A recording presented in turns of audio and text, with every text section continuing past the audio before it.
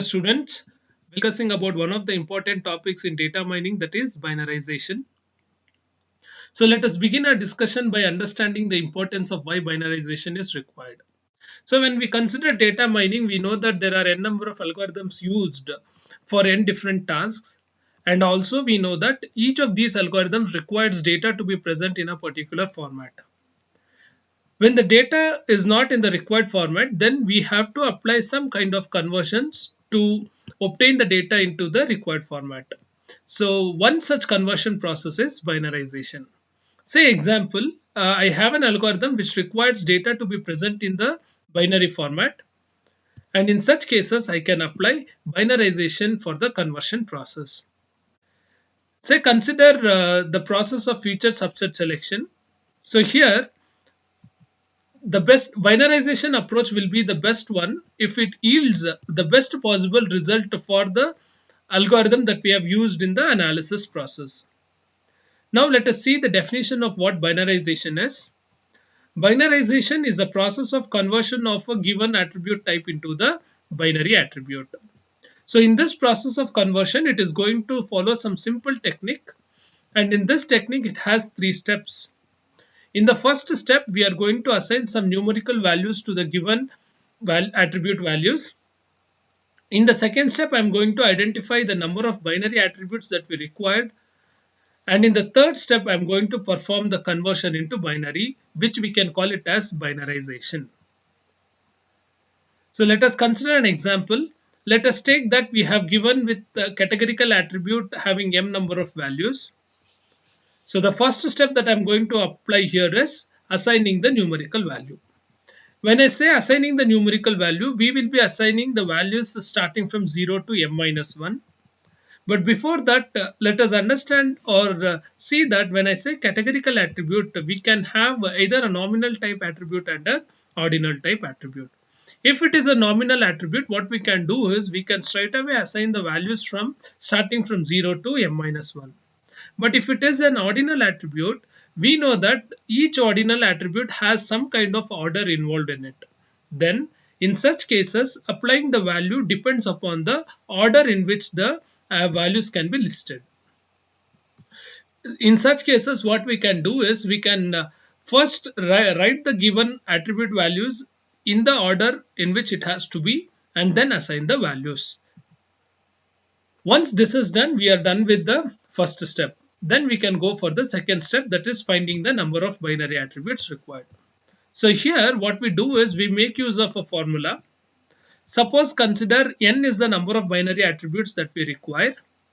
Then this n is obtained by using the formula n is equals to ceil of log m to base 2, where m is the number of categorical attribute given to us. So what is the ceil? Ceil is a mathematical function which will give us the least number greater than the given number. So more about this, you can find the link in the description box to understand how the ceil function works. Kindly watch that video. Once we have found the number of attributes required, we can go for the third step.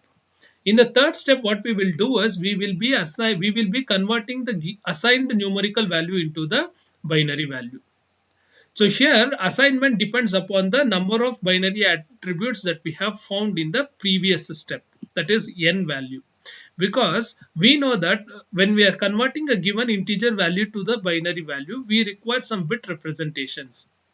So when I say bit representation here, if n value is 3, which means that I am going to write the numerical value in 3-bit representation. If the n value is 4, it means that I'm going to write the assigned numerical value in the 4-bit representation. For example, say my n value is 3, which means I am using 3-bit representation. So say consider I have a value assigned as 2, then 2 I will convert in 3-bit representation as 0, 1, 0. Suppose I have n value as 4 and I am having same 2 as the numerical value assigned. In such cases, 2 will be represented in the 4-bit representation as 0, 0, 1, 0. So with this, our 3 steps is done, and now binarization will be completed. Now let us consider an example and see the complete process of binarization. Let us consider an example in which we have been given with the 5 categorical values, that is awful, poor, okay, good, great. As I told earlier, when I say categorical, it can be nominal or ordinal. As you can see from this example, this is an ordinal type, right? Now what we have to do is we have to list, I'll list this in the tabular form first. That is, I'll be listing it as it is.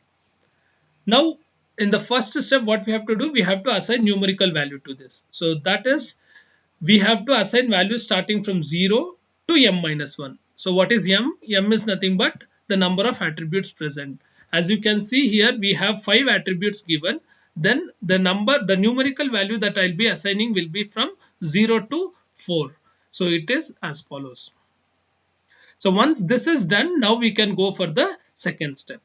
So in the second step, we have values being assigned, and now I have to find the number of binary attributes required. So for that, we have already seen the formula, that is n is equals to CL of log m to base 2, where here the m value is nothing but the total number of values present here, which is nothing but 5. It is not 4, it is 5, because I have 5 values listed here in the categorical format, right?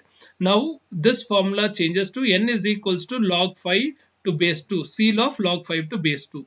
So if you have seen that video given in the description box, then you can directly answer this question now. So CL of this particular value is nothing but 3.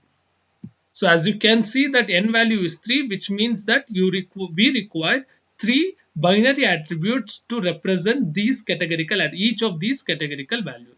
So let those 3 binary attributes be x1, x2 and x3.